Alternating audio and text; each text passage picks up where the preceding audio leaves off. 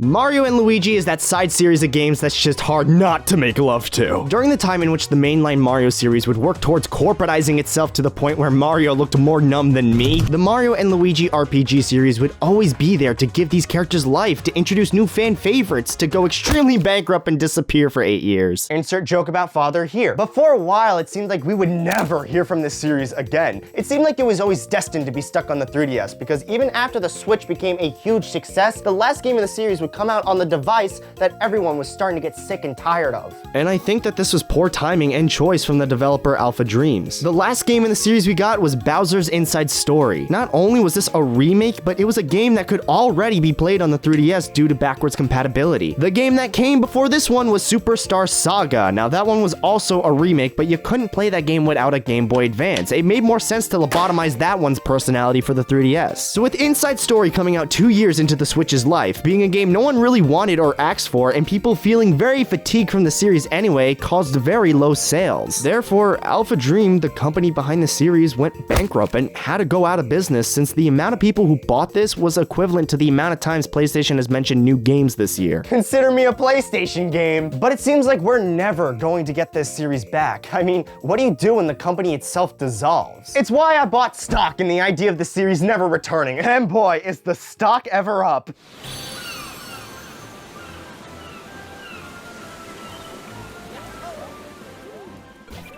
I took out a mortgage to pay for those stocks. But who cares about having a home? Mario and Luigi are back! And boy, does it look like I'm postponing me jumping off this bridge. I need it in my body. But this idea of the series returning brings up a lot of concerns. I know what I was doing when I was making that title, but trust me when I say this, Mario and Luigi Brothership could be a disappointment. And I say that chest out with full confidence. And then sign that bottom line to receive your full life insurance plan and you'll be all set. Don't get it twisted. I'm not saying I want it to be disappointing. That would be like getting upset that the high school bully didn't hit me hard enough. It's more so that the end of the series has more of a chance to be reflected in a new game. A lot of people who lost their jobs at AlphaDream actually ended up getting jobs at Nintendo. For example, Yoshihiko Makawa was director of the first game, Superstar Saga, and was a producer for the rest of the series up until the end. The last thing he worked on at Nintendo was the Super Mario RPG remake, which he did supervise. And that one came out great! So the people who used to work on the series are still getting to work on it. That's honestly amazing. You've seen it time and time again when movies or games get handed off to other studios, and well, those just missed the mark. These developers have the experience, and they've been brought on to newer projects that are very similar. They're probably fiending to incorporate new ideas on what is now the first game in the series on a home console. Wait, that's great. That doesn't sound like a problem at all,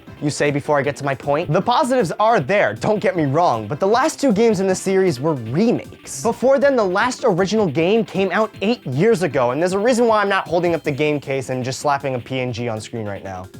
Pretty decent quality when you think about it. It's because the game was sadly not great. Even before it came out, the trailers and showcases made it seem like this was a much smaller game compared to older ones in the past. No, not by size, by scope, you idiot! The concept was sick. A crossover between two of the biggest Mario RPGs. Mario and Luigi actually have a lot of mechanics that were inspired by Paper Mario, so a crossover made sense, and that should have been amazing.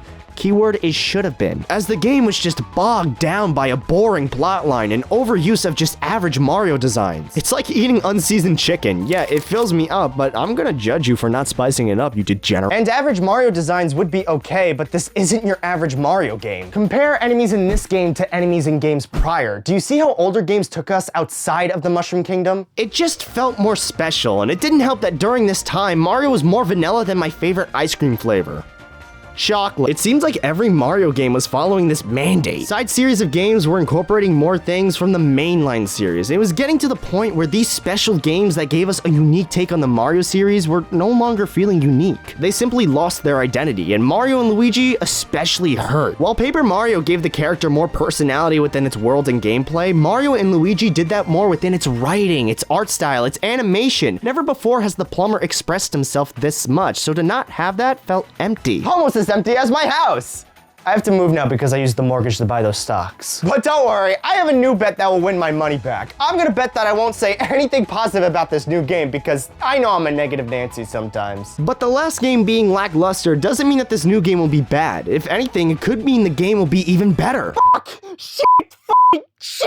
I mean, if your last game wasn't received so well, your company got bankrupt, but you still got to work on the series from that old company? Yeah, I don't think I'd make it like the older titles. I would try something new, and it seems like everything from the trailer has shown us that this game is going to be very unique. We finally got a new art style for the series, and with the game being in 3D, we're seeing a lot of dynamic camera angles and movements going on. Even in the battle, the Bros attacks looks to be a mix between moves like in Superstar Saga and items like in the more recent games. Overall, this game looks great. What's not great is losing your home. But okay, the game looks like it's not following in the footsteps of the last original title, which is great. But that doesn't mean there shouldn't be any worry. It's not like Paper Jam was the only dull game. And when I mean dull, I mean, it's just my opinion. Please don't hate me. I'm not trying to say objectively that this game's bad. The first 3 games were amazing. After each one, the stakes got higher and higher, and the new mechanics each introduced made each title feel like their own. They all had their own identity. But then after Dream Team, it seems like the series was stuck with having the same style, same kind of soundtrack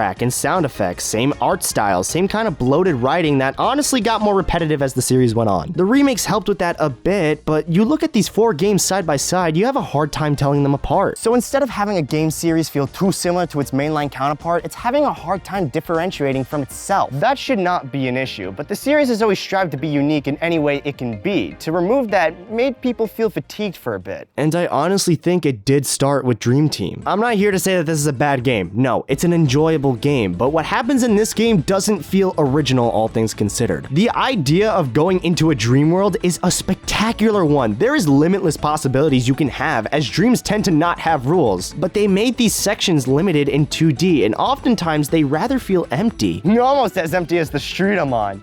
Literally, I see people turn the corner over there once they hear me start talking. The gimmick of using Luigi's face to affect that dream world often gets pushed aside during the late game. Worst of all, it feels way too similar to Bowser's Inside Story, where being inside Bowser was 2D and things in the overworld could affect things inside Bowser's stomach. It's a reuse of a game mechanic we got from the last game. The game prior did this, and it could have been really fun, but this game also just has a huge dialogue problem. There's so much exposition. The opening is so long. It's like 40 minutes before you get into a dream world, and even then the plot doesn't really start once you're in it. Bowser's Inside Story had you inside Bowser and starting the adventure by the 18-minute mark, and even then the pacing is miles better. You're going in between the council meeting, Mario and Luigi, Bowser interrupting, Mario beating Bowser, Bowser in a forest, Bowser sucking everyone in. It just feels more interesting. Dream Team just has you walking around the same setting for a little bit, trying to learn more about the island. It just doesn't work. In Dream Team, you'd be lucky to get out of a dialogue tree once you're in it. It becomes more stale than these chips I found in the grass. And this is coming from the same guy who spent an hour talking about Super Paper Mario. Dialogue is not always a bad thing, but it does get monotonous when 2 hours into the game, I'm still being explained things like I just started it. So with these games being the breeding ground for future entries, it makes me feel like Mario and Luigi Brothership might follow suit from here. Heavy dialogue, the reuse of mechanics, letting said mechanics get to the wayside late game, it's all something that the later entries have done. We've seen it time and time again when the Mario series specifically tries to make an unfavorable choice for the series work.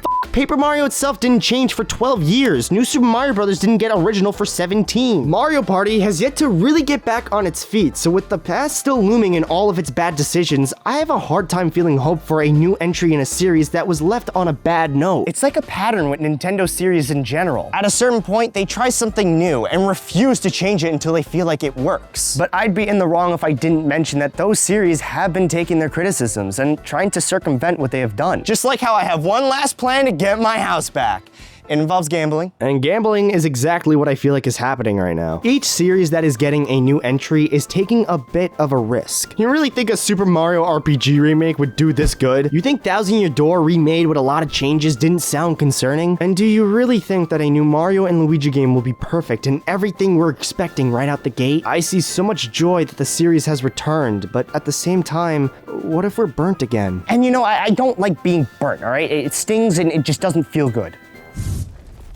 Dang it. It's a pessimistic way of thinking, but I feel like I need to have my guard up because each time there's been a new entry in a Mario RPG series since 2012, it's been nothing but lackluster. The recent remakes of Mario RPG and Thousand Year Door has given me hope that we're going in this direction for the future. But Mario and Luigi are going all in on new concepts and ideas. The last time they did that, it wasn't all it was built up to be, but hopefully they see that, and the game does look outstanding in its art direction and voice acting and even gameplay. gameplay. As we get to see more of it, I'm sure I'll be given a lot more security about the game as a whole. Because we are in a transitional time with Nintendo. The new console comes out next year, and it seems like the later half of the Switch's life are all heavy hitters, either titles that we've seen before or new ideas that we've always wanted. It's rare and honestly surprising that Nintendo is giving what fans want and listening to the feedback that was given to each respective series. So while I say the next Mario and Luigi game may disappoint, I actually have a lot of hope that it will in fact not. Just like I won't be disappointed in my gambling adventures. All right, you green Italian f***, I know your slimy ass takes my money every time we do this, but I won't let you win this time.